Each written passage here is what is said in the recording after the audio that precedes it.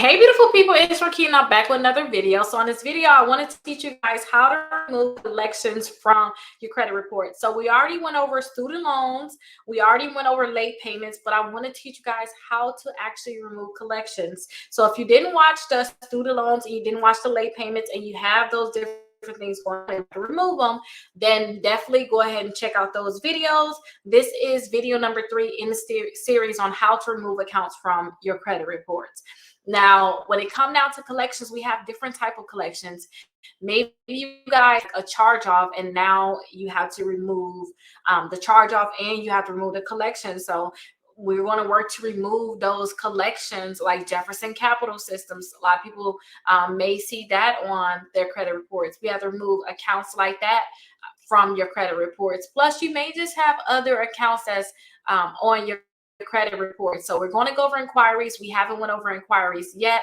We're going to definitely go over that. We're going to go over public also, that's bankruptcy. So if you guys have a bankruptcy, we're going to go over how to remove those bankruptcies from your credit reports next. And just all over accounts, especially if it's like a charge off. So these are all charge offs here. So how to remove those charge offs from your credit report. So we're going to go over these different accounts. So if you guys have the problem of these accounts on your credit reports, we're going to definitely go over how to remove them from your credit reports, because it's going to be very, very important to remove these accounts. And now these are all charge-offs here, but I'm going to show you guys how to actually remove a collection. So you'll see a message like this saying, hey, your Jefferson Capital System collection account was removed from your credit reports, plus any other collection that you have on your credit reports. We're going to go over that together. Now, my goal to hit 100K subs, you guys. So please make sure you guys subscribe. If this is your first time watching my videos, make sure you guys subscribe now. If you're already watching, you still haven't subbed, please at this time,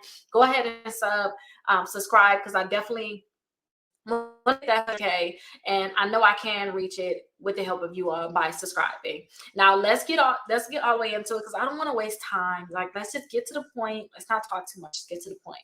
So here is the dispute letter to remove collection from your credit reports. Now it is, I'll say it takes, it should take about 3 months.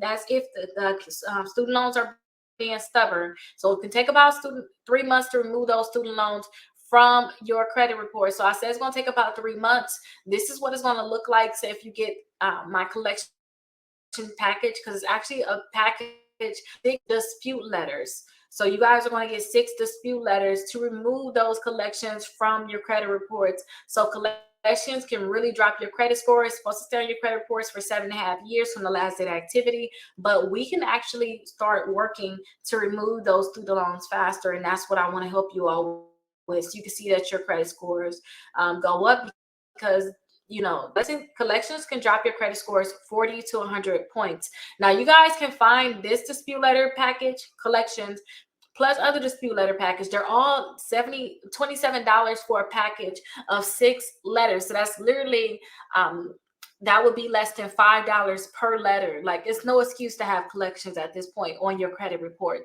And I have collection letters for late payments, student loans, collection, also charge-offs, bankruptcy. So whatever you have going on, get the letters to start removing it. But now that you see like where to get the letters, Rickita.com, you can see it down in the description and comments.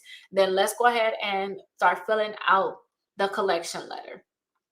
So this is the actual package that you guys will get. You can see it's 13 pages total, because it's multiple letters that you will have to send out. Now we're going to go over month 1, and we're going to send that letter out to the collection for that collection to the credit bureaus. And then after that, if that collection is still not deleted, then you need to go on to month 2, 3, and 4. So month 2, you're going to send letter number 2 or 3 to the credit bureaus, depending on whether they responded to you or not. And then you're going to mail letter number 4 to that company. So whoever that collection company is, you're going to mail letter number 4 to them. Then after that, month number 3 is still not deleted. You're like, dang, this account's still here. You have to mail letter number 5 to the credit bureaus, and then letter number 6 needs to go directly to the company that's on your credit report. So whatever that collection company is, you have to do that. Now, if you come to month number 4 and that account's still not deleted, then you need to file complaints with the Better Business Bureau to to CFPB and attorney general that's in your state, because that's what's going to help you remove that collection from your credit reports, especially if you mailed all these letters and it's still there. Now, I'm guessing a lot of people want to get that collection deleted before having to go through that process, but I still have to put that out there just in case it's not deleted. Now, I do suggest you get your all 3 of your credit reports and scores from Identity IQ.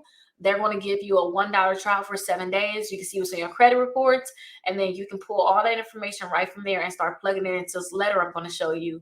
Definitely sign up for my membership. You can find membership at Rickita.com.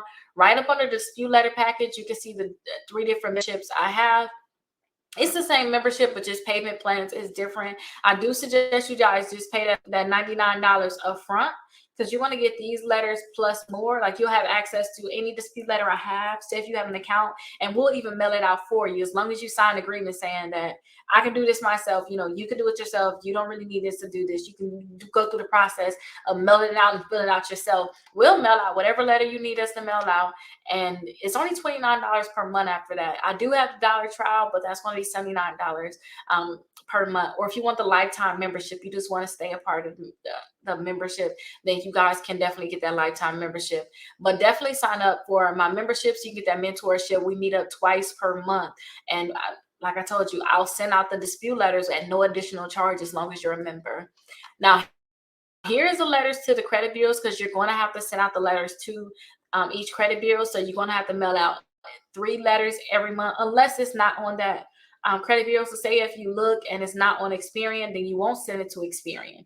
Now, I do have an example of a collection, so let me actually pull that up here. So here's an example of a collection. So I got portfolio recovery here. So it says portfolio RC.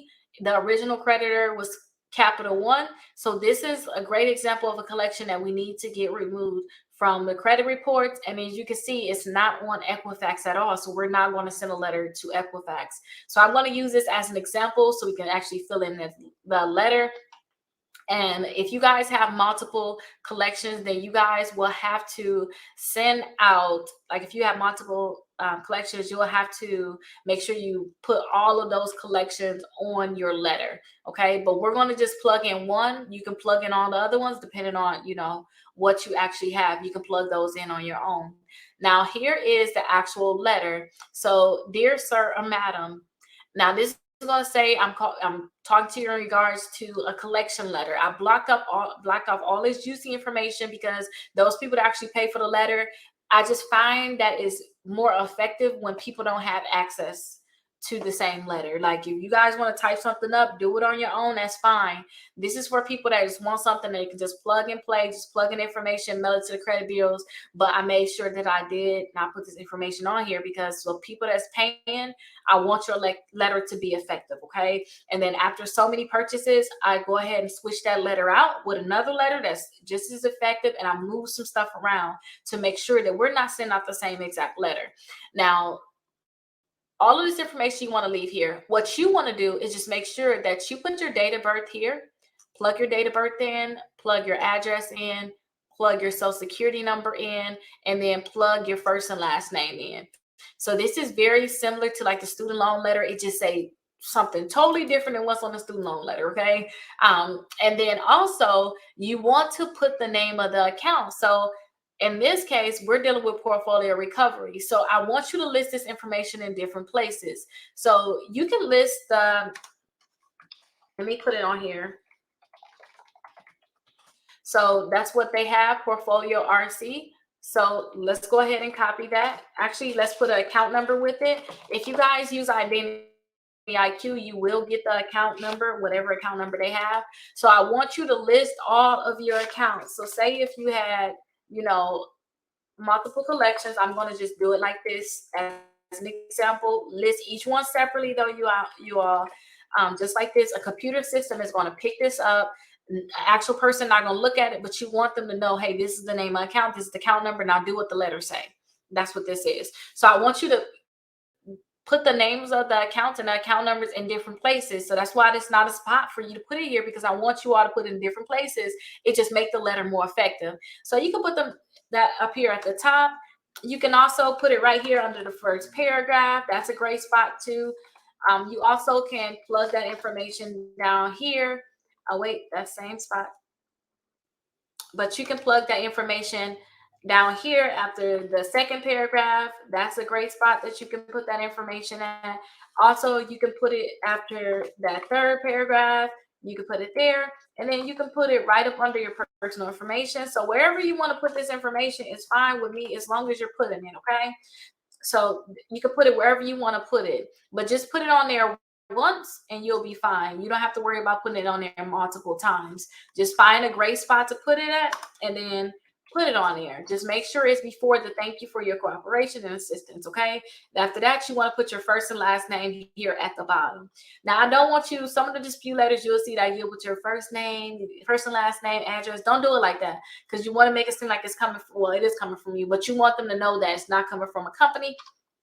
It's coming directly from you. So plug in your information like right in the middle of the letter. It's more effective that way. But this is the letter that you'll send to all 3 credit bureaus, telling them to remove that account from your credit reports. Now, when you send this letter out, I would like you to send this letter out with certified mail. It's going to make it more effective by sending it out via certified mail. So this is a certified receipt. When you send it out, you're going to track this letter. You're going to wait like 31 days from the date that they said that they actually got the letter. So I believe on the back of it, you'll have the website, or you can just start plugging in certified mail lookup on Google. They'll have a bar there, or they'll take you right to the post office website. You can plug in this number right here. Now, 31 days from this letter, day that they said they actually got this, I want you to send out a follow-up dispute letter, okay? I want you to send out a follow-up dispute letter, and that's when I said, hey, you're going to go to month 2. You know, that's that process. That's your follow-up dispute letter, so you don't have to worry about what to send. If they said that they're not going to delete it, all right, fine, go to the next letter. Your only thing is you're trying to see that they respond to you or not. Because they're going to delete it, it's nothing you can talk about. Okay, good, it's gone, right? But if it's not deleted, okay, we need to go to the follow-up. And if they didn't respond at all, that's a whole different type of follow-up. So you're going to be on month 2. You're going to want to follow up with that one. You want to plug and play that information just like I showed you. And you can just copy that information that you already have here. Copy this information. Say if you was able to get one of the accounts deleted, just delete that one, and then copy this information right onto your other letter if that's what you want to do. And also, it may be in a different spot, the personal information, so it may not look like this.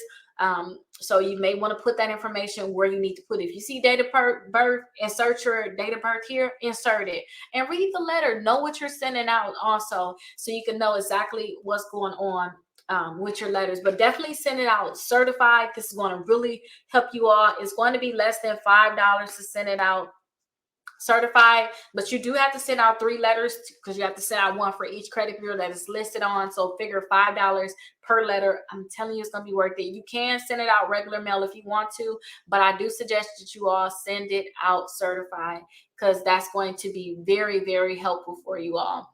Now, when you all want to get the letter, make sure you guys go to Rickita.com. I'll make sure I have it down below, but you'll see that collection letter is right here in the middle.